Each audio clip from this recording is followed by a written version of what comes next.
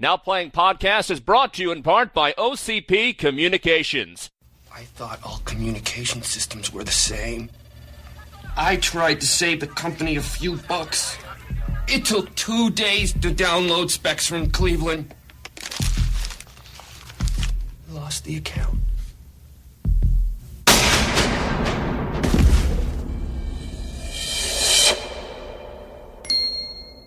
OCP Communications, the only choice. All Detroit has a cancer. The cancer is crime. We need a 24-hour-a-day police officer. A cop who doesn't need to eat or sleep. A cop with superior firepower and the reflexes to use it. It gives me great pleasure to introduce you to the future of law enforcement. You call me Robocop.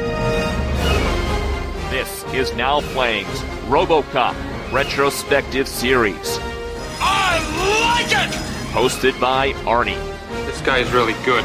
He's not a guy, he's a machine. Jakob. If he just talked things out with people instead of firing that big gun of his. And Stuart. You're perfect. I must have you. Their prime directives are serve the public trust, provide detailed plot spoilers, and use harsh language. Bad language makes for bad feelings. Listener discretion is advised. Oh, yeah. Go get him, boy. Today we're discussing Robocop 2, starring Peter Weller, Nancy Allen, Belinda Bauer, Dan O'Hurley, Belton Perry, Tom Noonan, and directed by Irvin Kershner. I'm Arnie, co-host of Now Playing, but I don't know what I'm doing here. It's late. Isn't this a school night? Stuart in L.A. And this is your part man, part machine, all podcasting host, Jakob. And here it is, Robocop 2. I mentioned how with Robocop, I didn't see it in theaters. It kind of sounded cheesy. The video got me. But by the time Robocop 2 came around, I had seen Robocop so often. I was so excited for Robocop 2. In 1990, there is no movie I anticipated more than Robocop 2. And I went opening night. It was still while I was in school, and so I had the entire day to be crushed by these negative, harsh reviews as I'm preparing to see this movie that night. Come on, 1990, same year as Gremlins 2, Die Hard 2, Dick Tracy. And it was all Robocop for me. Okay, alright. I don't think that was true for me, but I didn't see it in theaters. I did remember it getting bad press, and that probably was a reason I didn't, because I went to see a lot of movies that summer, but Robocop 2 wasn't one of them. I saw it on video. And, it was probably just around this time that I had finally seen the first one. I knew this was around. I didn't see it in theaters. I eventually saw it on videotape. The weird thing is, this is the one that I have the least amount of memories about. I think I've only seen this one once, a long, long time ago, and I can tell you the main plot points and the beats and all that, but not a whole lot of memory from this one. But I know Robocop was still a big deal. I mean, there was a Saturday morning cartoon, believe it or not. How do you make that Paul Verhoeven ultraviolet X-rated movie into a Saturday morning cartoon? The same way they did that with all the cartoons in the 80s. Rambo, yeah. Yeah, they changed bullets for lasers. I mean, this cartoon, I went back and I watched a couple of episodes. It's awful. Awful animation, awful writing, awful everything. It was done by Marvel. Yeah, they actually had the comic license, too, for a while. Thank God they didn't make an animated movie. Thank you, Turkey, for not airing it in the theater. I'm sure I could splice it together and talk to a Turk. Too late. We're on to Robocop 2. Here's the thing. This cartoon, the opening, it was recapping the Robocop story. You have him getting gunned down. Now, no, it's not as violent, but you see Boddicker, like, pulling a gun out, shooting lasers at him. I mean, I was pretty shocked. I like violence, but man, no way that would get on the air these days. The 80s were a magical time. Magical. You see, I think the appeal, though, is that Robocop is something kids would be interested in. I said during the last podcast, he's kind of like a superhero. My initial thought was that why would a kid who's watching a Saturday morning cartoon be allowed to see Verhoeven's film? But I now wonder if they're interested in Robocop the property, so you give them this kidified, watered-down version so that their interest can be satiated until they grow older and can rent the movie? Yeah, I mean, this was happening a lot then. Stuart, you said there was Rambo. There was a Toxic Avenger cartoon. I remember there was Alien toys eventually. There was no cartoon for it, but... Well, they tried. There almost was. There was a tested one. Yeah, putting out kid version of R-rated properties was a thing for a while. Yeah, and I definitely think that, yeah, if you were a kid and saw the poster to Robocop, you would want to see that. It must have been an internal struggle at Orion about how to proceed. You can actually see it as a subtext to this movie is whether or not they should make this for a kid's audience. There's actually a storyline that addresses that very thing here. It would have been very tempted to cut this down and make it PG-13 and get more money in here. It definitely would have made more as a more audience-friendly young adult movie. Making it for kids didn't end there. There were the video games. That I remember. I remember there was an arcade coin-up side-scroller game that I actually loved a lot, but then there was a Nintendo game for it. I bought that thing. I loved it, but it was so damn hard. I ended up just getting frustrated and quitting. It was nothing like the arcade game. I owned Robocop after Robocop 2 came out, when the NES was in its declining years, when Sega Genesis was out. I did buy that game, and I remember loving the concept, loving the guns and all of that, but much like the Batman game for NES, harder than shit. So yeah, they were really trying to market Robocop during this period. I didn't know about the Saturday morning cartoon. In reading for this, it lasted, 10 episodes or something like that? Yeah, about 12 episodes, something like that, yes. So, I didn't see it on Saturday mornings. I was way too old for that anyway, but I really was excited for this. What I didn't know going in, and I don't think I realized it until very recently, were the behind-the-scenes names. All I knew was Verhoeven wasn't involved. Yeah, he was off doing Total Recall. So who did they get? Irvin Kershner. Now, I know a lot about Irvin Kershner. I've even had the chance to interview Irvin Kershner. This guy was primarily a teacher, and he was a teacher of George Lucas's. And when Lucas decided that directing was too much trouble, he went to his old teacher to do Empire Strikes Back, and then he had quite a few other films in the 80s. He did Never Say Never Again, and then here he is with Robocop 2. On the one hand, it seems like a logical pick. He did the second Star Wars, he'd done effects, he proved that he could handle big budget sci-fi. On the other hand, really? You're gonna get this old guy? Yeah, these are the only two films I know from Kershner, is Empire Strikes Back and Robocop 2. And it was, I think like you, Arnie, years later, when I was a kid, I loved Star Wars. I didn't know who directors or producers, I just thought Lucas did them all. But yeah, it was a shock to find out the guy who did my favorite Star Wars film is now doing a Robocop film. Your favorite Robocop film, right? Well, we'll see.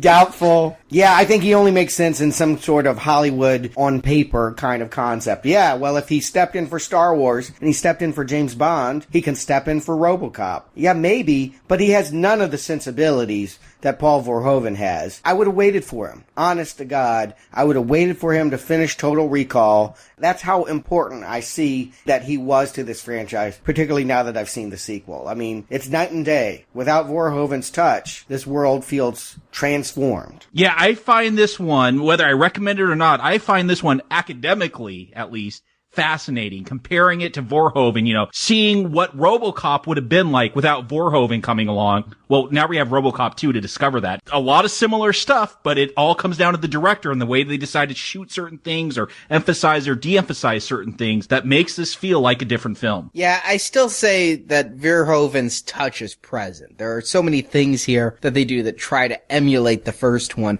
I don't think we'll ever know what a Robocop film would be if Verhoeven hadn't gotten involved with the first one. I think that Mark is too deep. But the second behind the scenes name, which I wouldn't have even known until around the time of 2005 when Sin City and 300 came out because I didn't follow comics, but the writer is this fanboy favorite Frank Miller. I know he's less favored now than he was then, but The Dark Knight Returns. Jacob, you and I reviewed that over on Books and Nachos back with our Batman retrospective series. Yeah, can someone explain to me the cult of Frank Miller? Because as someone that has only experienced his work in the movie forms, Not a fan. Do not get it. Did not like 300. Did not like Sin City. Just did not like his tone. And just even some of the interviews he's given, he just seems like a rotten person. I don't get the appeal. He seems like a total pig. Well, read Batman Year One and The Dark Knight Returns. I really, that is what his career is built on. You know, whether or not he's had great stuff or good stuff after that, I think that's a little bit more debatable and up to the fans to debate. But those are two great works. You can listen to our reviews on Books and Nachos about those. Yeah, it blew me away when I learned that Frank Miller was involved with Robocop 2. I knew Robocop 3. I was a little more, I knew who he was then. I was more into comic books and knew his name when that film came out.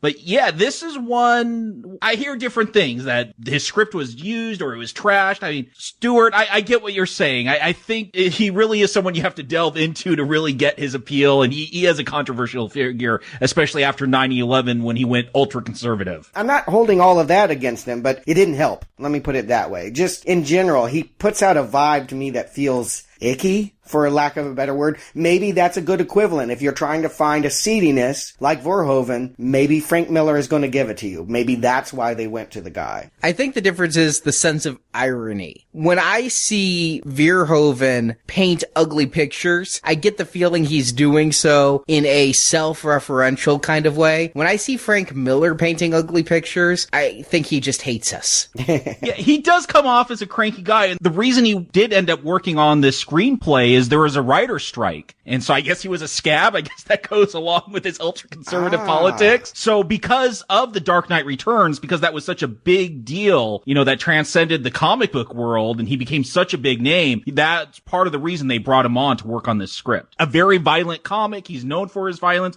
But I think you're right, Arnie. Someone without that sense of irony, it's going to come off maybe more mean-spirited. I wonder if that's why we have this subplot about the striking cops, and they're the bad guys in this one. I did not know that he was a scab for a writer's strike, but I did know that it wasn't the original writers, and again, like Verhoeven, I feel like they're missed here. But maybe I'm getting ahead of myself. Arnie, I think you should get to the plot. I think we should get to Robocop 2. Despite Robocop on the streets, Detroit has gotten even worse. Crime is rampant as men, women, and even children do whatever they can to get money for new designer addictive drug Nuke. Even Robocop can barely stop the crime, especially since he's working alone. As Stuart said, the Detroit Police Department is on strike due to their salaries being cut 40% and their pensions being taken away by new corporate managers Omni Consumer Products, or OCP. Robocop's having personal problems as well, as his memories of his former life cause him to stalk his wife and child. But it turns out OCP is intentionally making the police go on strike and let crime run rampant so they can take over the city completely and tear it down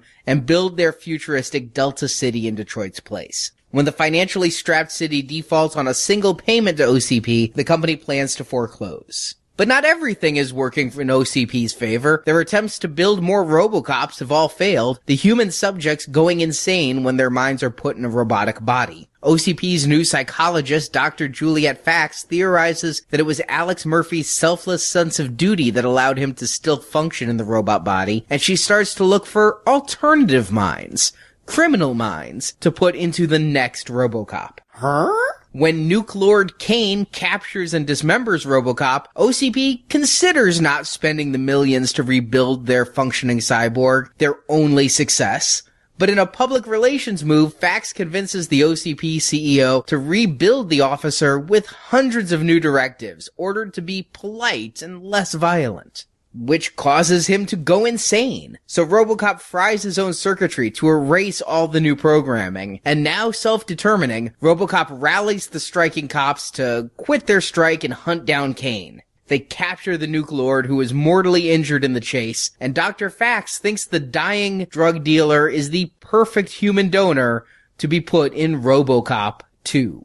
Kane does survive the process of being put in the larger, more armed robot body, but his addiction to Nuke goes with him. Fax orders Kane to kill the mayor, dangling Nuke as a payment for a job well done. And tracking the mayor, Kane also kills the surviving members of his old gang. In a media presentation showing off Robocop 2 and Delta City, Kane's desire for Nuke overrides his controls and he goes on a rampage until Robocop shows up, and after a massive fight, Robocop pulls Kane's brain and spinal column out of the robot and smashes it on the ground, saving the city as credits roll. Interesting that you say he's saving the city, but I guess we'll get there.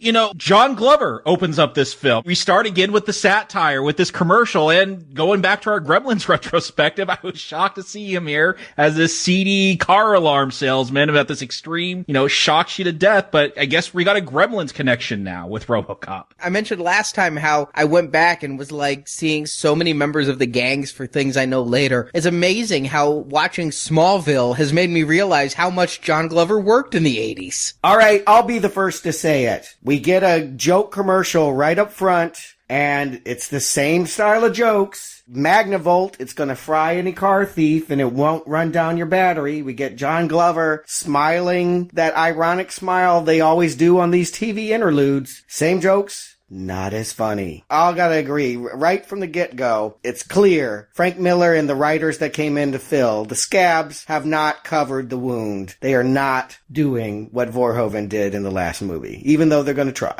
I think you're a little harsh. I remember at the time finding the car ad where the guy gets killed very funny. Do you guys remember the old Viper car ads that would have a guy breaking into a car and a holographic snake would come out and attack him? That's specifically what this was mocking. Yeah, but it wasn't just about parody. I mean, the little bits and pieces were part of the story, and this is just a bit. This is just a skit. It's not as funny, Arnie, and it's not just this. I mean, we get Media Break next, and yeah, Lisa's back with Casey Wong, and their stuff isn't as funny. A nuclear power plant melting down in the Amazon, and she's dismissing the environmentalists with some snarky line, but don't they always complain, or something.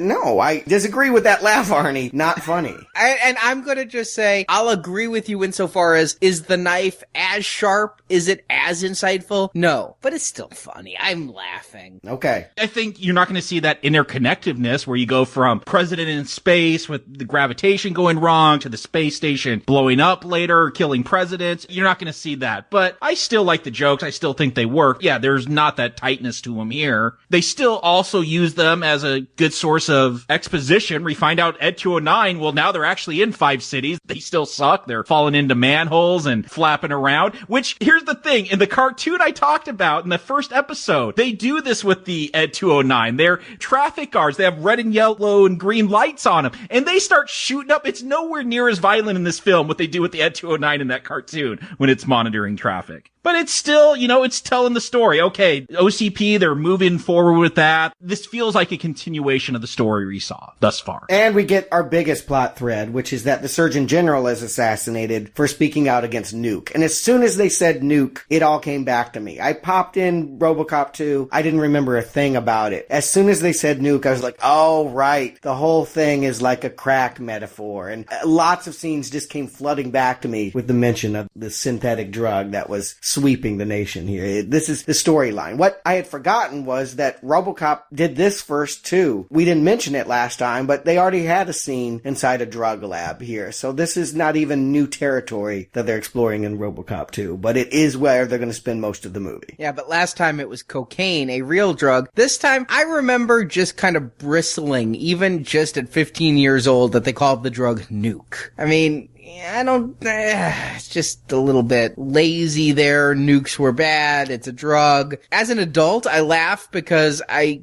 realized something. My wife has contact lenses. All these are contact lens dispensers that they're pretending to inject themselves with. The saline solution capsules. They look the same today. I don't know. There's something kind of gross about this drug. I think it's the fact that you stick it into your jugular that makes it all kind of icky. It wouldn't look like a fun drug to take. Something unsettling about it. It does look bad. Like a bad time. I think it looks better than heroin. I mean, there's no tourniquets. It was almost like a Star Trek injection.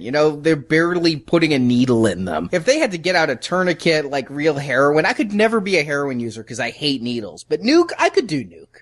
Here's what I find weird. We get this introduction to Nuke, and, with Verhoeven, there was a lot of ideas, and I felt they came together, the satire, the comedy, all the subtext going on. It works. Here, this film, we get a lot of ideas. Here's this first one. We get Kane, who is the leader of the nuke cult. So there is a cult built around this drug. Later on, we're going to see, I don't know if it's supposed to be Elvis's body that they dug up, but there's like this shrine and like a picture of Jesus and Mary and this Elvis. They seem to want to be getting at like these ideas that happened in the first film, the satire. Oh, we're going to have this drug, but there's going to be this religious cult around it or something. I don't feel that it ever goes anywhere. But this is where I start to see this one's just not as tight as that first film. Yeah, I agree. Maybe this is going to be a cross between Timothy Leary, the head of the whole LSD thing, and crack. I think it's probably topical, but yeah, it's really later in the movie when you realize that it's just sort of a device that it's disappointing. It wasn't a great villain, I feel like, for Robocop to fight. And Tom Noonan, I love Tom Noonan. We talked about him a bit with Manhunter. The guy's a chameleon. Every time I see him in a movie, I'm like, oh, who is that guy again? I forget that he's Frankenstein from the Monster Squad and the Tooth Fairy from Manhunter and the Ripper from Last Action Hero. And here, though, when I stepped away from this movie, because I don't know that I've seen this again in 15 years, I just always think the villain's John Malkovich, because I think that's who he's channeling here. Yeah, well, it's a cult leader kind of vibe. It's like he speaks softly and talks about this being a paradise. The drug is a euphoric kind of high. But obviously he's a bad guy, and if you didn't guess that, you would get it soon when we see him shooting an immigrant woman that is snuck into his limo. I mean, they don't take too much time for you to understand that this guy doesn't have a lot of shading. They don't take a lot of time on anything in Robocop 2. There is so much to do in this film. Everything's going at a fast clip. I mean, we're instantly, the way we're introduced to the current crime level of Detroit, this opening montage where you have a bag lady getting ripped off and then that person's getting attacked by what look like prostitutes who... Yes, they're whores.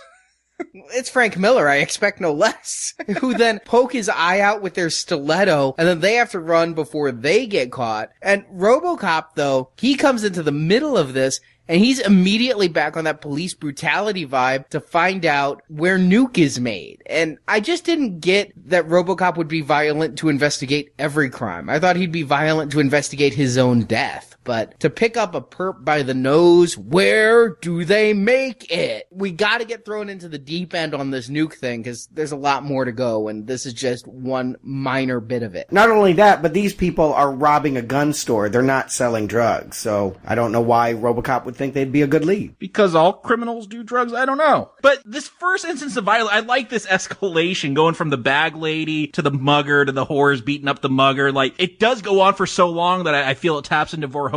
I think it's the only scene of violence where they get that Verhoeven feel, though, where it's just so excessive. But yeah, Robocop shows up. It feels like this almost goes in between somewhere in that first Robocop film before he finds out or realizes he's Murphy, because he does feel like this is just an extension of that first montage we see him on when he becomes Robocop, when he's going to the convenience store and shooting the guy in the cock and, the hostage situation. Yeah, it doesn't seem like he's developed anymore here. Well, first of all, he's got a new suit, right? It's all blue. It's an iridescence. I actually like this suit a little bit more because from certain angles, it's like a purple. Other angles, it's like a silver, but its primary is a blue. It's very pretty. It is pretty. It is the kind of thing that makes Robocop look cooler, and maybe that's why I'm resistant to it. I don't think it looks as good. It doesn't look like Murphy is trapped in a cage anymore. It looks like he's found what he should be, that he's actualized, that Robocop is cool, and that all of what I was wondering about his mental state has been rectified here because, yeah, he has no trouble acting like a brute to get answers on crime leads. What shocked me is that Lewis shows up to join him. I thought the cops were on strike, so is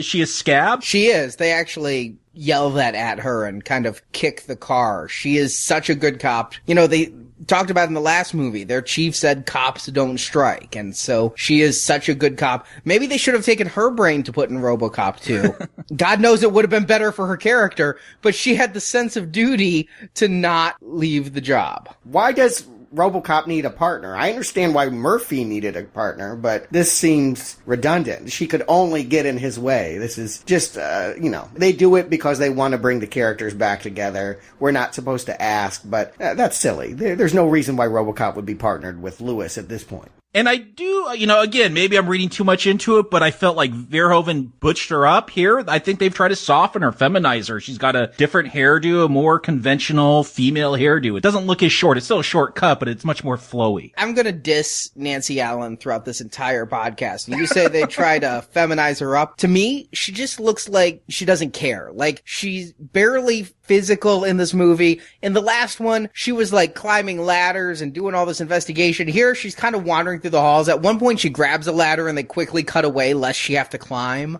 I totally agree. There are times where she delivers lines that are just so flat. I'm like, did they just have time for one take on that? Was that like a practice take and they accidentally edited it in? She's pretty awful in this film. Yeah. No, she's just giving you the Nancy Allen performance. I'm telling you, Poltergeist 3, it'll make you shudder, and not for any of the right reasons. It's her intonations. She reads everything in flat monotone. Well, Verhoeven got a performance out of her that I liked. Yeah. And here, every time she's on screen, I'm wincing. She's barely on screen. That is the plus that they abandoned her character. They abandoned a lot early on in this film because they also, Stuart, when we ended the last podcast, you said you were very curious. What happens to Murphy now? What happens to his wife? Yeah. What happens to his child? They're going to give you that answer very quickly and never come back to it again. Oh my God, the biggest blue balls in this blue Robocop movie. I was so excited. I can't tell you. No, seriously.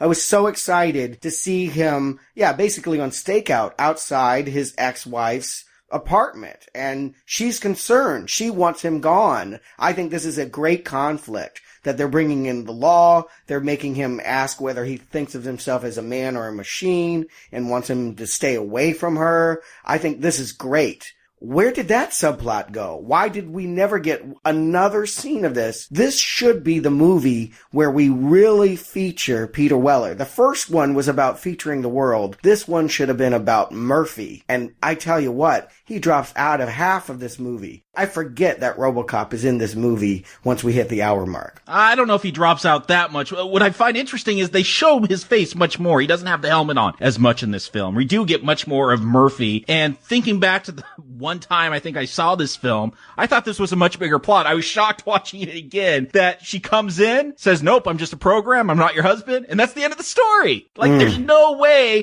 that is a satisfying resolution. No. Why even introduce this plot? Yeah, it's really, blue balls is a great term for it. By the same token, I don't know how we can prolong it. The OCP lawyer who's interrogating Robocop makes a very good point. What kind of husband can he be? What kind of love can he offer? What can he do but torment this woman every single day? It should have been the climax of the film instead of a throwaway at the beginning of the film. Murphy coming to the conclusion that for his wife's sake, he needs to leave her behind. He needs to do the sacrificial thing and put her first and tell her he's not Murphy, even if he is. It would have been a heartbreaking conclusion if the film built up to that and everything Robocop went through made him realize that that's what he has to do for her. But because they literally do it in the first 15 minutes of the movie, it's like, what the fuck? Yeah, show me, don't tell me. Them not being compatible as a husband and wife anymore, him as a man, that should have been shown throughout the film, not just told by a lawyer. Yeah, I really wanted to know about the family. They could have had a storyline. Hell, the son could have been messed up on Nuke. They could have worked it into any plot that they wanted to tell in Robocop 2. It needed to be there. It was what we wanted to know next about Murphy. But, I seriously wonder how often Peter Weller was on set for this. I'm not kidding. I did a timing. And, once he's torn up later in the movie, they give it all to puppets. I don't think Peter Weller is on screen for a good 30 minutes. It is funny. He did not want to be on here. Way back when we did our Philip K. Dick retrospective, I went and saw him. They were doing a double feature of Robocop and Screamers. And he was there to discuss them. And most of that discussion, of course, went to Robocop and not Screamers, surprisingly enough. Thank God. I would have asked a Screamers question. But I'm sure you would have. Arnie. But he said, he's like, Arnie, the last podcast, you said he comes off kind of full of himself or douchey. I don't know. I did kind of get that impression that he comes off as pretentious, at least, talking about the craft of acting and that. But he didn't want to return to Robocop 2 because there's no point in a sequel, but they added a 0 to his check. So that's why he's here. That's what I read too, was the 0 in the check. Yeah, and it's not like he would have been above doing pulp. I mean, it's worth pointing out, in the meantime, what did Mr. Actor do with his Robocop cachet? He starred in Leviathan, a bad movie about killer vodka that turns people into sea monsters, and some action movie called Shakedown that I saw that was a poor man's Beverly Hills Cop. It's been 20 years, but I remember liking Leviathan. It's bad. It's bad, bad, bad. But he was finding his way. This was his meal ticket. He needed to do this in order to move on to more interesting things. The work he would do afterwards, I think of as being much more esoteric, much more art. He'd work with Woody Allen, Cronenberg. He would eventually find that role for himself. But I don't think that he needed to disrespect Robocop. If he didn't want to be there, it's too bad. It's reflected in the movie. You know, one of the things that really stands out with his performance in this film, and again, I don't know if it's him, I don't know if it's the editing, the directing, but his movements, of course you have to exaggerate them so much because you're in this big heavy suit, and we talked about how he took his mime lessons to prepare for that role. But I don't know, he had a fluidity, he looked fine the way he moved in that first film. Here, maybe because it's long shots, maybe they stay on him too long, they just look so exaggerated, so, this may sound weird, robotic. I kept thinking C-3PO. Yes! It's like he has no dexterity anymore. There was just something different here. And I blame his mime coach. You think the mime coach came back? I think the mime coach came back because you said last time he didn't have time to move in the suit, so he just could move naturally. But here, he takes so long to knock on a door. It's like everything is... It's like mime. It is like when you see mimes do robot. That is what I'm thinking of. But it was like C-3PO who can't bend his arms right and everything. Every movement was so deliberate. It doesn't work as well for me. His body language here feels wrong. He feels like a downgrade. Yeah, I noticed the movement change as well. I attributed it to the suit. I thought maybe it just fit him differently. He definitely does not have the same posture and the same stance, and you lose something of the character in that way. But again, it's lost that quality anyway. The last time, as I've said before, I felt like he was a conflicted character. Here, the conflict for him comes later. It comes when he is torn apart and is rebuilt by people who have ulterior motives. But he, at the beginning here, other than this scene with the wife, doesn't seem that conflicted at all. I think he is. I mean, I still think that this is holding that note. It's certainly not adding to it, but it's holding the note of, am I a man or am I a machine? And they're going to follow that through. And the first half hour, they're just setting it up. But the other thing that they set up like they did last time is OCP. And OCP, Robocop is their shining success, and they say that it's been 5 months and $90 million since Robocop, where they keep trying to make the second one. And this is a scene that I always found funny and gruesome, is the failures of Robocop 2 that come out, the new bodies, none of which look as cool as Robocop or Ed 209, and one shoots himself and the other rips his own head off. I do love that they call it just Robocop 2. Like, I don't know, there's something in that humors me. Like, it's self-aware that this is a sequel. Here's some new Robocop 2s that just aren't quite as sophisticated, but it's a sequel, so we gotta change the look. You know, this may be one of my favorite scenes in the movie. It got back into sort of the ideas and the sci-fi of this. I hadn't considered how psychologically tormenting it would be to replicate Robocop, and how that, you just have people coming out shooting scientists and then themselves, or ripping the machinery off, committing suicide. Seppuku, essentially. I think that was a great concept. And how are they going to search for the psychological profile for the right candidate for an upgrade? I mean, maybe if they'd called them 2.0, it would make more sense, but I don't think they were quite doing that yet in computer world. Or Robocop 2000 in a few years. Yes. No, I think in 2016, if the first one does well, we'll get 2.0. I'd definitely go with that. Yeah, but I like the fact that they're trying to upgrade, although they still don't even have a Delta City yet. They might as well go with what they got, but they're trying to replicate the quote-unquote success of Robocop and Murphy, and finding that there's no takers. What confuses me, there's a lot about this story that confuses me. One, I don't really get why they're trying to upgrade him. Is it just Robocop's working too slow to clean up Delta City? But more importantly, what the hell happened to the old man? He turned evil. He is a grumpy son of a bitch in this film.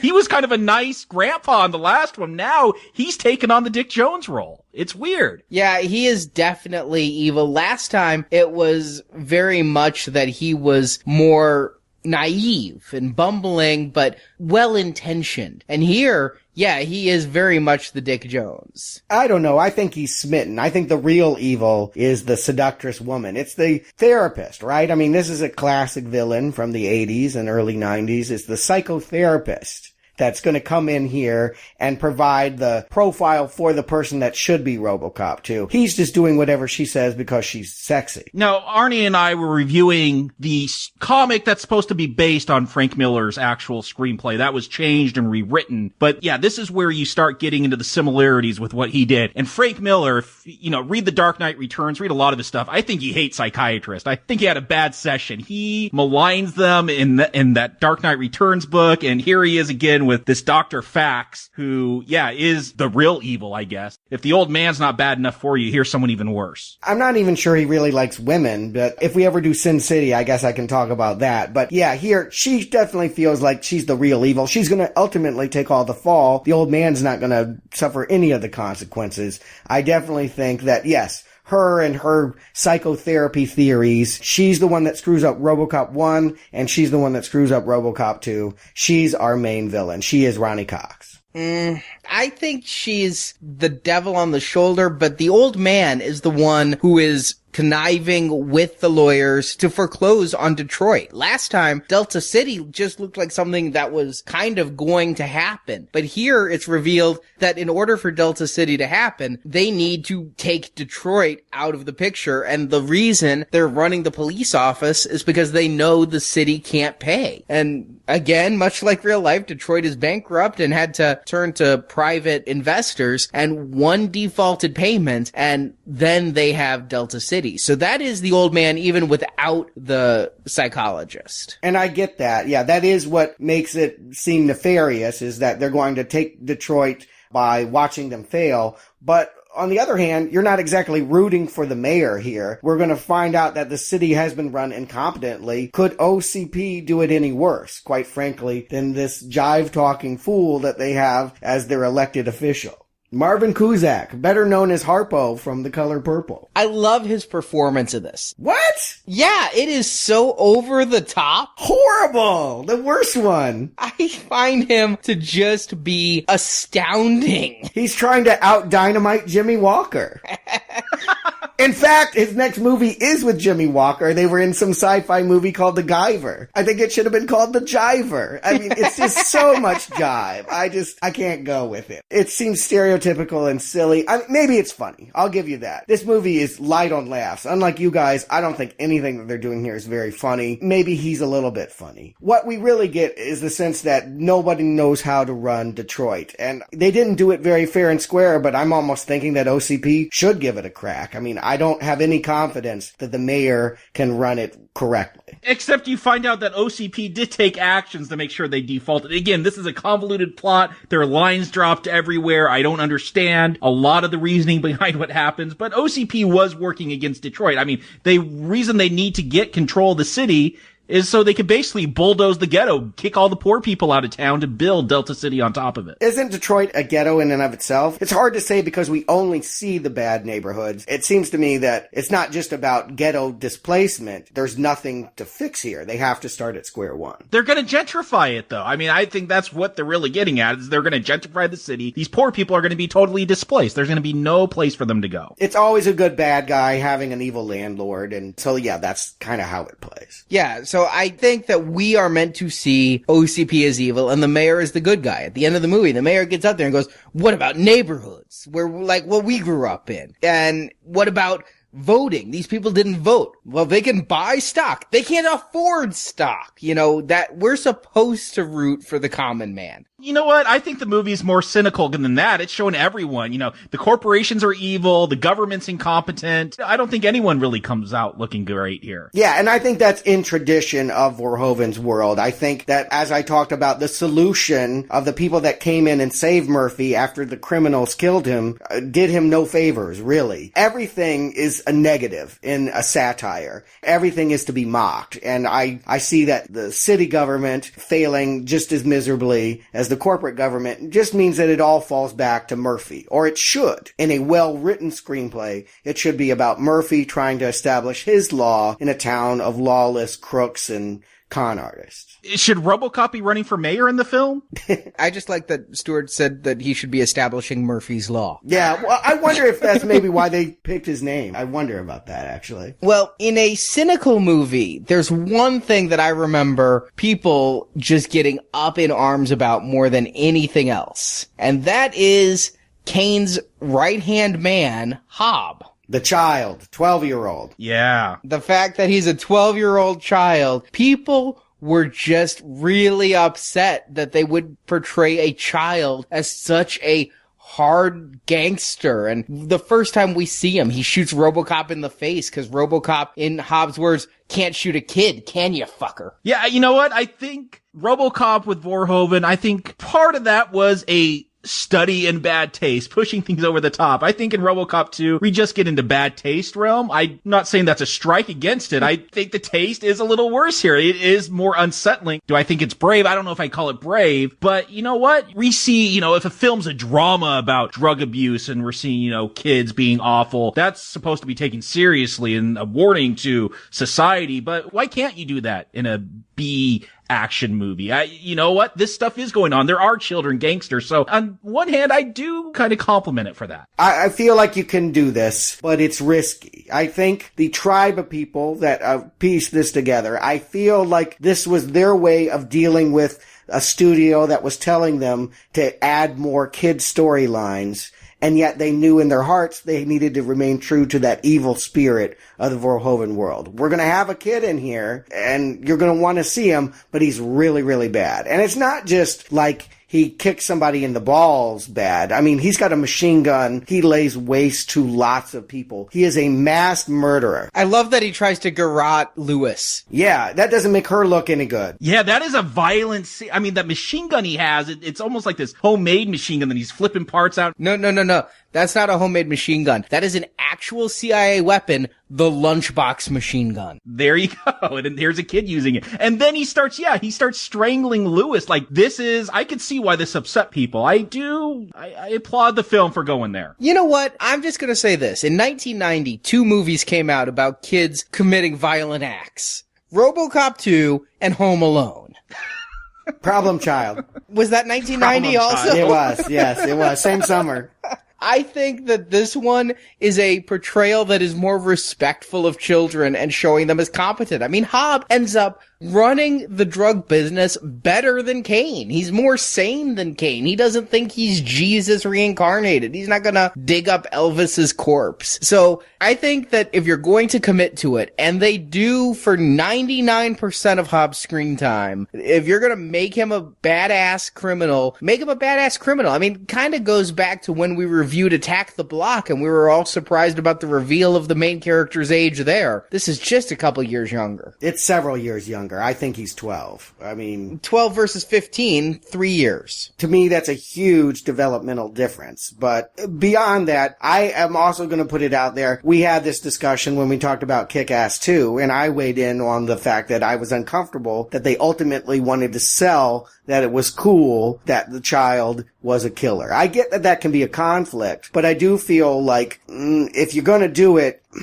it's precarious. And I think that you don't want to glamorize it for an audience that you know is sneaking in. Young eyes are going to see this. I think we did. I mean, I think you have to be careful about it, and I'm not sure that the way that this is written is the way to go. I don't know if they glamorized it. Yeah, I'm with Jacob. I mean, how many Hobb cosplayers have you seen as opposed to Hit Girl? Well, no one likes Robocop 2, but that's why. No one wants to do their hair like that is the real No, reason. He looks like a total turd. I don't think they glamorize it. I think no more glamorous than any movie villain. I don't think that they're giving kids something to aspire to, especially since he's selling nuke. You know, it's hard to translate. If he was selling meth or crack, maybe it would be a little bit worse for me. But he's selling eye drops. Yeah, I think violence plays a very different role in this film than Verhoeven. Verhoeven, he wanted to make it comedic. He wanted so much of it that you become accustomed to it. You're laughing at it. Here, the way it is shot, the way Kershner has decided to direct this film, the violence is very short, very sudden. It's almost more like real life, which to me, it comes come off as a more violent film. It's not as glamorized. It's not as excessive and what Verhoeven did where you're laughing at the violence. Here, the violence seems more shocking to me than anything. Yeah, partly because I'm not laughing, it just feels more mean. It feels nasty. It feels like last time we made you laugh, and this time we're just gonna make you feel queasy. I found all of this stuff, distasteful is a good word for it. It is just in bad taste. Because it was Kersh, I couldn't help but just keep thinking about The Empire Strikes Back. And how a lot of people say, and I'm one of them, that The Empire Strikes Back had the best human story of the entire Star Wars saga, all 6 films. And when I think of that, I think about how The Empire Strikes Back had 2 of the greatest action scenes in all of Star Wars. The AT-ATs attacking on Hoth and the big lightsaber battle at the end. But really, there was a huge period of that movie where really nothing happened except they just talked. Han and Leia flirted on the Falcon. Luke talked to a puppet in a swamp. And in this movie, though, I get the feeling that Kersh's attitude towards the way he does violence is still the same. It's very technical. We're going to shoot what's in the script. It says to do this. How do we do this? But he never lets up for those human moments. And so at times, the violence of this movie is very exciting, and I get into it in the way I would an action movie. It never has the satire of Verhoeven, but it's exciting. At other times, though, I do feel pummeled by this movie because it feels as much of an automaton with the way that it's doing the action as Robocop. Yeah, I find it hard to make a sequel to satire. Robocop was a brilliant satire. To keep doing it feels at best redundant. You have to up your game. Here they've upped the stakes by, child killer, lethal drugs. I just don't think they're doing anything better than what Verhoeven did, or even competently. I don't think it's an exciting action movie. I don't think I'm laughing. And it's pretty much at this point, once they get a hold of Robocop and tear him into pieces, that I don't have anyone to root for anymore. I'm rooting for Robocop, but this is where I think, honestly, and Jacob, you talked about the writer's strike, and I forgot about that. And we talk about that so often when we do movies of this era. It makes so much sense. This movie needed another goddamn draft. It needed some focus because Robocop gets dismembered. They're not even sure if they're going to fix him. He's their only success. I don't know why they wouldn't, because they have nothing else to show. Or I don't know why they wouldn't take his brain and put it in Robocop 2. Right, there you go. They're looking for candidates. There it is. But instead, they do fix him, but they program him to be PC. Now, in Verhoeven's hands, perhaps this could have been the satire, and this could have played out. But it's a 20-minute diversion of Robocop misquoting truisms and not shooting violent criminals and then pulling out his gun and shooting a outline around a smoker and thank you for not smoking. Now, Stuart, you said you weren't laughing. I'm laughing. I am laughing at the stupidity of it. It's funny. It is not as clever as Verhoeven. It's not as smart as Verhoeven, but it's funny. We'll agree to disagree. Arnie, you say that this needed another rewrite. I think whatever writing resources they have, they were to fix the Frank Miller script, not to try to make this more coherent. They didn't have time. They just had to repair the damage he had done. But yeah, this stuff seems to be from his script, and this does seem very Frank Miller to me, this skewering of political correctness. I also like, we talked about kind of this nod and this wink to sequels with, these different versions of Robocop 2 and, you want this to be more kid-friendly? Let's put a kid in here. Here is the test screening. Here's the test audience. Hey, what do you guys want in Robocop? And it really waters them down. I really feel like maybe they could have had a smart satire on sequels in this film. There's definitely hints at it. And you know what? This is juvenile, and I find Frank Miller very juvenile, but I do find a lot of laughs here, Isn't the moon lovely tonight? There is no moon. It's the day. Well, it's the thought that counts. I kind of do like Weller's very robotic delivery of all these corny lines here. Yeah, I do like that. It doesn't fit in this movie. This movie feels like it's trying to take on way too much. The last one was pretty focused. It took on human-machine interactions, corporate culture, and criminals. But this one, it's taking on all of that, plus adding in this PC bit and trying to put a cap on the human side of Murphy and drug addiction. It's too many topics. It's trying to be a jack of all trades, and it ends up being the master of none. Well, Arnie, you say this part doesn't fit. I'm wondering what part does fit. I am looking for some kind of coherent plot in this film. They don't want Robocop, but they're putting him back together for some reason. Throw some more directives. There's this drug storyline going throughout. They want to make another Robocop. I don't really know what's going on in this film. I feel like it's almost a series of skits. It's like, well, we have these 6 different drafts. Let's kind of just pull the best parts from it. The skeleton is the original movie. I mean, roughly in the same amount of time that Murphy the cop was gunned down and rebuilt as Robocop, Robocop is torn apart and rebuilt as PC Cop. They're trying to follow that formula, but it's quite a different feel to go from a man finding out that he's been turned into a fascist police enforcement robot cyborg to a clown, and that we have all this fish out of water stuff that you guys like and that I want to tear my hair out during every scene of. I hate this stuff. I hope when he runs to the transformer to fry himself that it finishes it off. I mean, I wish it could erase my memory of this. I think that this has been a horrible retelling of the first movie. And I think the problem is that this PC thing goes away too quickly to the point where I don't think it should have been in there at all. I'm not saying it should have been longer, but it's very quick that he goes out and fries his circuitry. And there's been so much happening here. In a way, it's ill-defined. But if I squint, I could see this as now Murphy is self-determining. I put that in my plot summary. He no longer has any directives. He chooses his own path from now on. Nobody programs Robocop. Like Stuart was saying, it's a more extreme version of one. You know, in that one, it's about discovering he's Murphy and embracing that. Now he's just doing that more to the extreme. He's able to get rid of all his directives. He doesn't even have a directive 4 holding him back now. But in the last one, that was the movie. He's the whole movie doing that.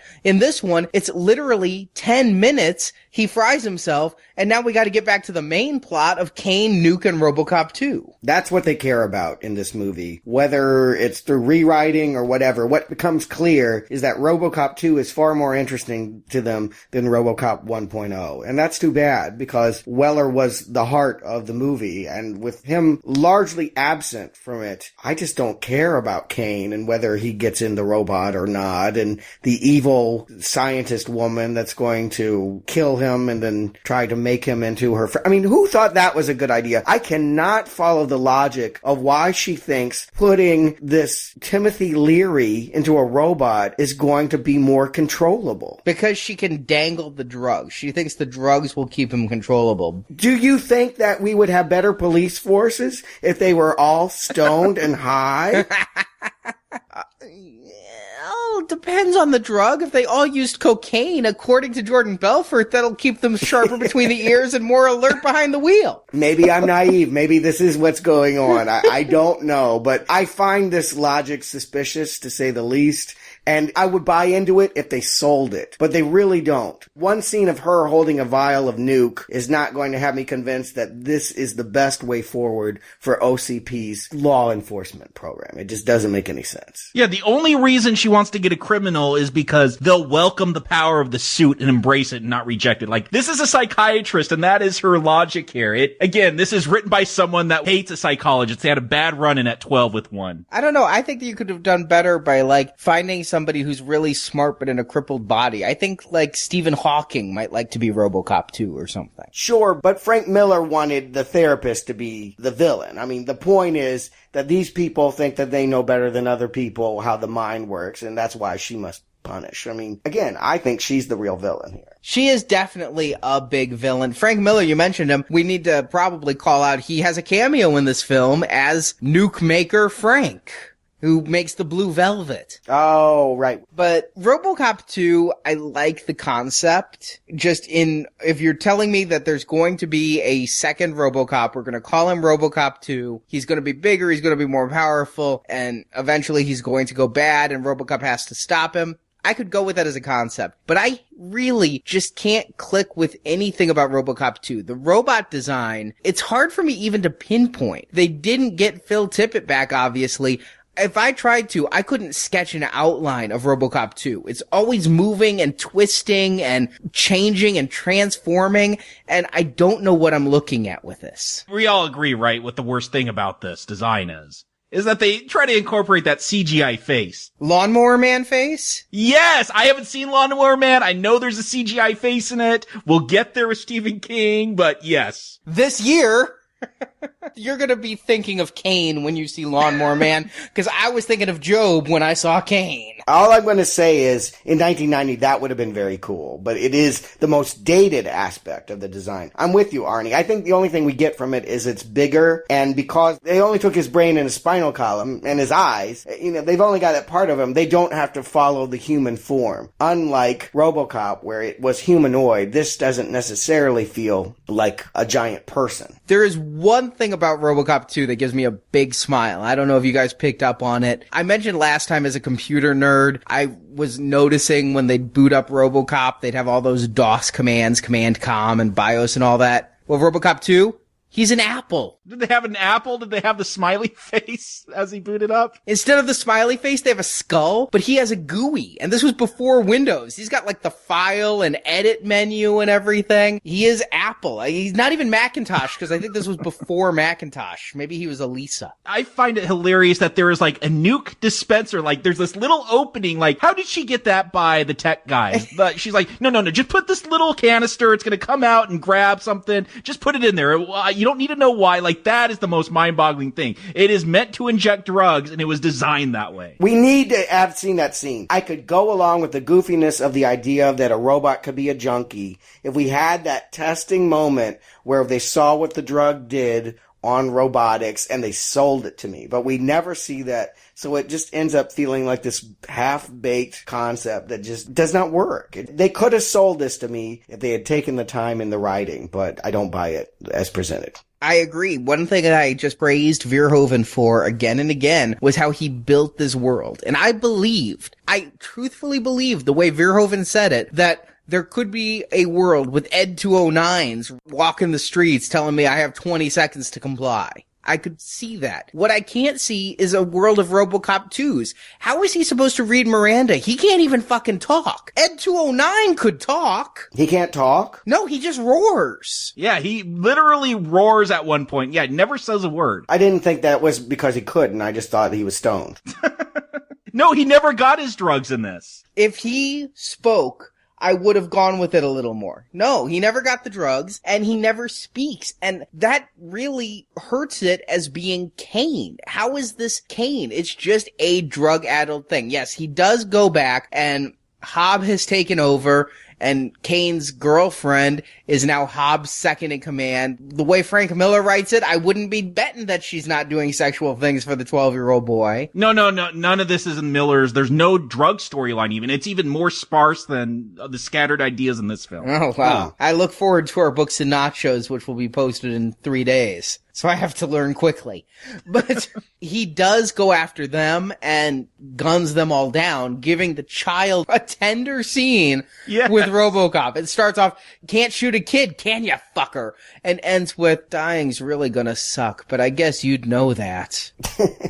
Here's the thing, like, if this was about a drug cult leader, okay, now you become this robot. Maybe you've transcended to this superior form. This is what you want all your people to do. Have the cop, Robocop 2 go out and start recruiting gangs, and this, you could become like me. I mean, there's so much more you could do here, but there's so little of Robocop 2 in this film when he finally shows up. It undermines Kane as a character. Kane was this weird, quirky, Malkovich-like drug lord, but once he becomes Robocop 2, he just becomes a dumber version of Ed 209. Everything you've built up in Kane is robbed when you take away his body. It should be the opposite. It should be, now that he has this power, he goes back and takes over his gang or something like that. He was a nuke lord. He could get nuke. He doesn't need this psychologist to get nuke. He makes nuke. Right. That's what doesn't make any sense. He goes back, he kills everyone, I presume because he feels like they should have rescued him from the hospital. That's the only motivation. Well, no, they actually they come up with a plot to kill the mayor. So this whole time, there is a telethon going on. And again, I'm laughing. You got this guy playing the fiddle with his head between his legs. Born to be wild on a fiddle rocks. This totally awful telethon. And Hobb and Angie make a secret deal to help the city and let them keep selling. Meanwhile, this is so convoluted. Meanwhile, OCP is like, okay, we know the mayor is going to make a deal to save the city, so we got to send Robocop 2 out to kill him. So that is why they finally merge together and there's this whole shootout. Yeah, the only way they could kill the mayor is to take this giant, not at all subtle robot. Don't they have like a ninja or something they could use for these types of things? Next week.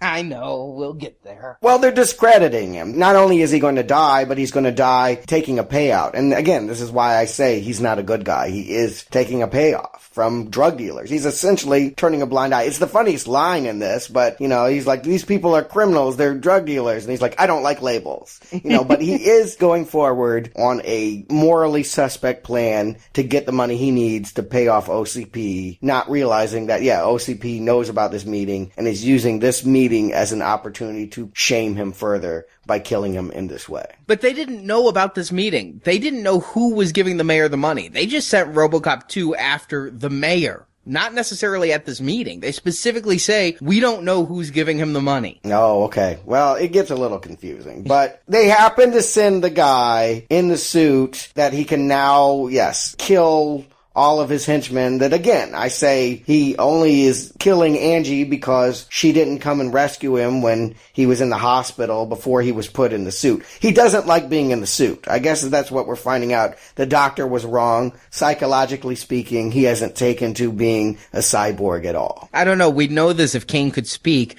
But instead, we get the scene with Angie where Kane extends his claw. Angie starts to fondle it and is like, it'll take some getting used to, but it could be fun. And then just out of nowhere, he roars, grabs her by the head and shakes her like a rag doll till she's dead. Why? You're projecting that Kane doesn't like being a robot? I don't fucking know. Yeah, I think we're supposed to believe that somehow Kane knew that Angie betrayed him. That is a leap of logic here. How would he know that? He ended up in a hospital and then this psychiatrist walked in and had him killed. Yeah, he didn't have much time to be rescued. I'm not sure how they would have done it if they had even attempted it. It would have been too late. But whatever. The whole point of this, all of this is a riff on King Kong, right? Like, it's just because we want to see the big monkey tear free of the chains at the end and go on a rampage. This is the warm-up, but basically, we want to see this thing go crazy so that Robocop can restore order. Robocop, remember him? He's actually in this film towards the end. Yeah, well, we also want to think of Kane as the worst villain ever because he kills a child. Never mind that the child was the second worst villain ever. A cop-killing child. Yeah, it's weird. They just don't know how to play this. That's why I ultimately don't like this characterization. Maybe someone could have written a child killer that you could go along with, but, sometimes he looks away and Kane is showing him cut a man's stomach open and he seems squeamish, and then other times he's calling people bitch and mowing them down with machine guns, and they didn't know how straight to play it, and it shows. So we gotta get to this final showcase, the most empty press conference ever. They're turning people away, saying press only, and then they only let 20 people in. I guess they didn't have bloggers back then. But they're showing off Delta City and Robocop 2. And of course, Robocop 2 goes nuts and we need Robocop to save him. And you're right, Stuart. I don't think I even noticed when I'm watching this, but Robocop does disappear for a lot of this Robocop 2 stuff. He shows up again to comfort dying Hobb. But beyond that, we haven't seen him since he did kill Kane.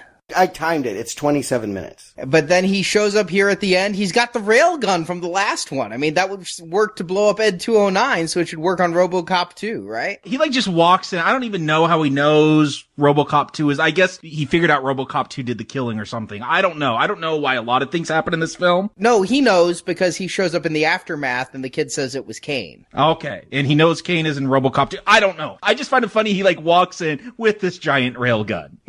That's trouble. But I would at least forgive the ineptitude of how they've gotten these two together if the fight were any good. And it is. It is not. Yeah, it's pretty good. It's pretty bad. They push the envelope of what you can do with stop motion, and it breaks. I think it's as good as the Ed 209 stuff you were praising last time for its midnight movie feel. No, I think this time it just looks cheap. No, this feels midnight movie to me. I mean, that's why I like this final fight. I think, Stuart, you'll go with the same level of special effects in a movie you like that you'll diss in a movie you don't like. Well, that is possible. I'm not going to say that that's not true. true, but I want to just say that I think these effects are worse, even though they clearly have more money. It may be the way the animation is done. I mean, again, that last film, the way the little toe on Ed 209 kind of flips around in that final scene, and the baby crying with Ed 209. I think there was more creativity with the animators and how they did that. Verhoeven just pretty much let them do what they needed to do. Here, it seems a little more rote. There's not that kind of creativity going on. That, and I just don't think the creature design for Robocop 2 is that good. I think all of the new robots shown in this ain't got nothing on what Phil Tippett designed last time. It's harder to visualize, it makes less sense mechanically, and it's not as fun to look at. It doesn't have the personality of Ed 209 or Robocop 1. Yeah, personality is what we're talking about. With Ed 209 and Robocop, I didn't feel like it was two stop-motion things going at each other. Here, it just looks like dolls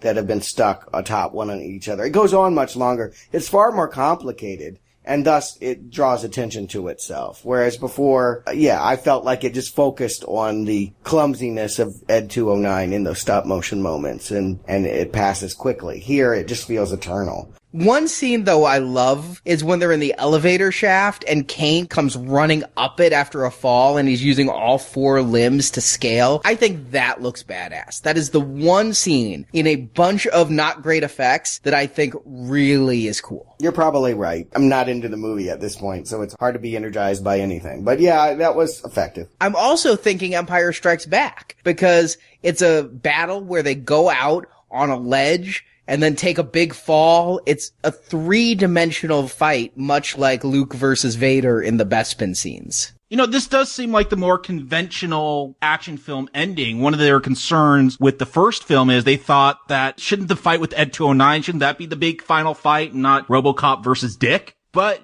you know, they went with that, and I think it works for that film. Here, this is what you would expect, the two big robots fighting, and Robocop 2, yeah, why not? I don't mind this fight. It's cheesy with the stop motion animation, the way it looks. I think part of it is there is only one brief scene in that first film where Robocop is stop motion. Most of it's just Ed 209. There's a lot more stop motion Robocop and Robocop 2 fighting here, which doesn't come off quite as well. That's why I think that this fight is much worse, is that it just does look like toys attacking one another. And yeah, I just don't care about this fight either. Again, has Murphy, Robocop, and Kane really had a good battle before now? I mean, there was the truck chase where Robocop did finally capture Kane. Oh, you mean where they used Robocop as a motorcycle ramp? Yes. Yeah. Ugh. Okay, there was that. I guess I just haven't seen Kane. He is so placid and passive that I just haven't seen him as an effective badass. I haven't seen, it seems like everyone else around him is doing the fighting and he's just sort of sitting there in the lotus position. Hobb would have made a better Robocop 2 than Kane. Yeah. Yeah, seriously, wouldn't that have been better as if, like, maybe Duffy, if they just took his muscle and Kane was still the mastermind, but there was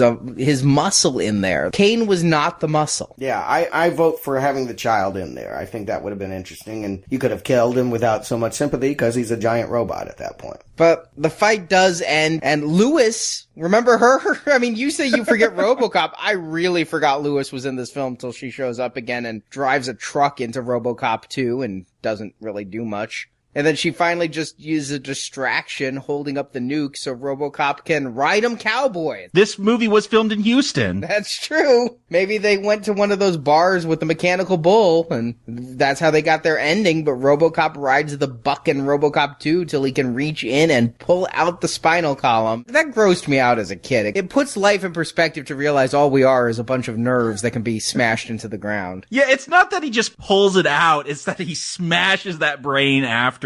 Again, the way it's shot, you know, I can see Verhoeven doing something real gratuitous here. This, though, it just comes off as violent to me and gross. It doesn't have the humor that I think Verhoeven would have brought to it. Definitely not. And again, I'm wondering, how are they going to take down the real enemy? Because this is just their Boddicker. This is just their sub-villain. Okay, yeah, this was the thing that gives you the big chase, but how are they going to handle the person that caused all these problems? The person that reprogrammed Robocop 1 and the one that insisted on putting a criminal in Robocop 2. Well, I can just sense you're gonna complain because they do it off screen, huh? I do feel like it's an anticlimactic way of dumping it. Yeah. I can't believe this film ends the way it does. I gotta say that. Like, okay, so we get Johnson. Johnson's back. His faces aren't as great in this one as the last one, but he did get the promotion I predicted. He's now the number 2 guy at OCP because of all the murder.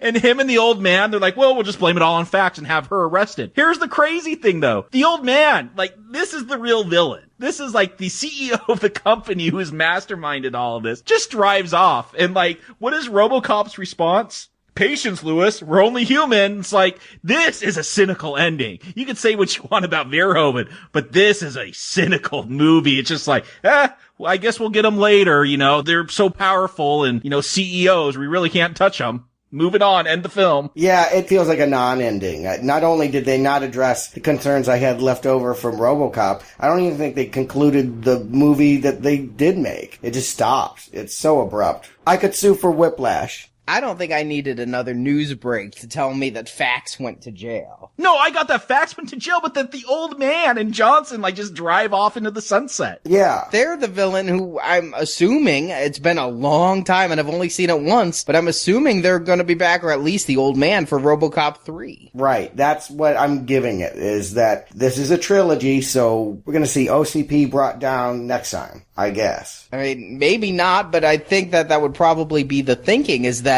all the Robocop movies would have OCP run by the old man as some kind of villain. I think that taking down OCP would be concluding the Robocop story in my mind. But would we want to get there? Let's see how this one fared. Jakob, Stuart, and I'm in more suspense than I was last week. Do you recommend Robocop 2? Jakob. I find this movie fascinating on a academic level, like comparing directors. You know, a lot of times we talk, oh, the director did this and that. I'm like, well, you know, there's a script and there's this and that. I don't know how much of it you could put on the director, but here I feel like you can really get a feel what a director could bring or not bring to a film, you know, where Verhoeven, you know, I think he saw something in this kind of corny concept of a robot cop, and he really brought the heart out in that, and he saw this satire, you know, the way he decided to film the violence, and, you know, he really brought something out in that film. And whereas with Kershner, you know, Arnie, you're saying he sounds like more of a technical director. Here's what it says on the script. How am I going to get that done? You know, the way he shoots the violence, the way I felt Robocop's motions were shot. It just comes off also different in this film. But you know what? It fascinates me as an academic, but I'm not going to give it a recommend or not recommend based on that. You know, what Robocop could have been, Robocop 2 is. It is that cheesy midnight horror action film, and I enjoy it on that level. It is unfocused, it's got a lot of targets, and it's always moving from who it's going to satirize and make fun of. And, you know, I kind of admire for how tasteless it is with this Hobb character, and how they took this excessive violence and just made it more gruesome here. It's not excessive, but it just feels like a more violent film. And, you know, I kind of admire how dark they took this one. It feels much darker than that first film, even though that other one had more blood and guts in it. So, you know what? The action works for me here. Is it a coherent plot? No. It's a mess of a script. It's obvious that 6 different people wrote this script, and they finally had to shoot, and there's a strike going on. But what we do get in the end, it's not great. It's a weak recommend, but, you know, it works for me as a kind of funny action film. Stuart. What I recommend is that you go to the next theater, if this were 1990, and go watch Total Recall, because that is a worthy follow-up to the spirit of what was so laudable in Robocop. None of that spirit is here. Yeah, they go through the motions, they do all of the riffs, and all the jokes are there, all the beats are there. They don't do any of it well. Not only does it not live up to Robocop, it's not even good. Now, I will say this. I didn't hate this movie. I think that if you just want to love Robocop, if you'd rather have weak Robocop than no Robocop, then this will do in a pinch. But honestly, I can't see why this is necessary for anybody. Why not just watch Robocop again? I mean, I'm back to my reviews for Red 2 or Kick-Ass 2. It's very difficult to make a sequel to a satire. Robocop did it so well. Anything else in its wake would feel redundant unless they brought something new and game-changing to the table. They didn't, and so not recommend. I recommended Red 2. I recommended Kick-Ass 2. I recommend Robocop 2. It's a weak recommend. And I agree with you, Stuart. This film is unnecessary, but I do like Robocop so much from the first one. And this is, in my mind, a continuation of the themes. It's just not as smart or as sharp. It is a echo. like a Xerox copy that just isn't as sharp as the original. But there are jokes that I never find them to be smart jokes, but I still laugh at the jokes. And there are performances that I enjoy. Sadly, it's not Nancy Allen or Peter Weller. I like Tom Noonan as Kane. When he's human, I think he gives this wonderfully mellow performance. I like Hobb because I think he comes off as malevolent. He never mugs for the camera or does any of those child actor tells. We didn't talk about Officer Duffy, but it's that guy. I don't even know his real name, but he's been in everything, and he's good in this. I like some of the concepts. I wish that the design for the characters and robots was better. I wish that the script was tighter and more focused. I wish that the jokes were funnier. Even the score isn't as good this time around. There's a pretty good march to it, but really, I don't know why Kirsch picked the composer he did for this, but it's not good. I don't know if Basil was busy doing other stuff. Did they even use the same theme? I noticed during the end credits, it wasn't even the Robocop theme. No, they didn't. They had a new march for this one. Why would you? To me, an iconic theme. I think it's a great theme. You were humming it all last week. It's so weird to change that. Yeah, I'm still humming it this week after this one. But instead, they brought in Leonard Rosenman. I don't know this guy, but he's done a ton of stuff. But this music is fairly forgettable to me, beyond just the main march. The music here is actually a distraction from the film a lot of the time. I wish that they would have reprised Basil's stuff, and I'm hoping, since Basil's back for part 3, if we don't get Peter Weller back, at least we'll get back the Robocop march. But I still had a good time watching this movie. It's a weak recommend, but yeah, it's definitely recommendable. In 1990, I walked out of theaters going, I don't know what all those critics were bitching about. And now, alright, I know what the critics were bitching about, I just don't agree. And I remember why I forgot everything about Robocop 2. There's nothing here to hold on to. I'll stick with the original. I know why I didn't go on to Robocop 3, but I guess I will now. And I'll admit, I didn't go on to Robocop 3 either. After this, I didn't see Robocop 3 until video, and I only half paid attention. This will be my first time actually sitting down to watch Robocop 3. Yeah, I've actually seen Robocop 3. It's the second most seen Robocop movie for me after 1. I don't remember much about it, though. Were you on Nuke?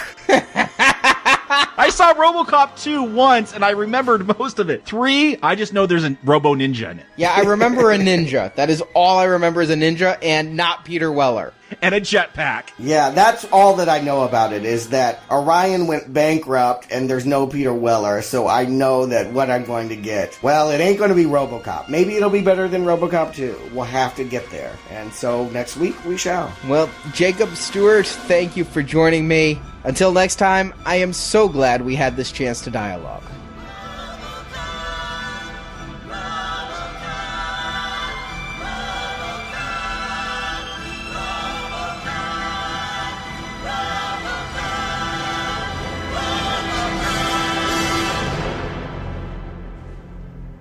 Excuse me. I have to go. Somewhere there is a crime happening. Thank you for joining us for Now Playing's Robocop Retrospective Series. Bitches leave. Dead or alive, you're going to NowPlayingPodcast.com each week for a new movie review podcast. You have 20 seconds to comply. While there, join our forums to discuss this review with other listeners. Dead or alive, you are coming with me. So give me your money and all of it, and don't fuck with me! Your support helps keep Now Playing on the air. The line's open, waiting for your pledge. You can find a link to donate using PayPal at the bottom of our homepage, NowPlayingPodcast.com. Well, we need all the help we can get, young man. It's only money.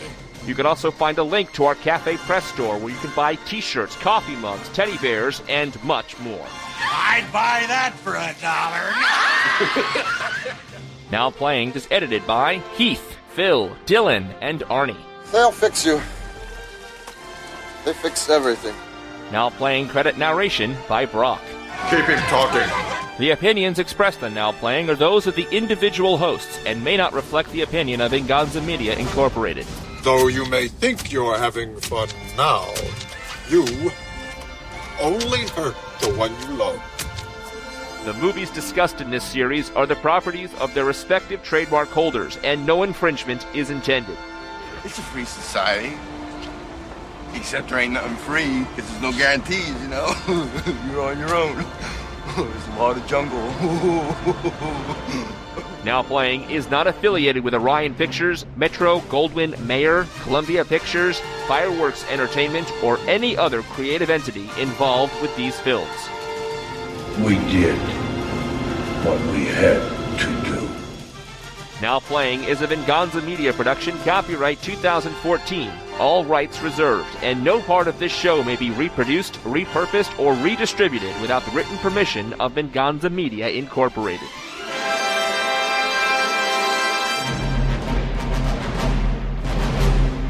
Okay, fun zone.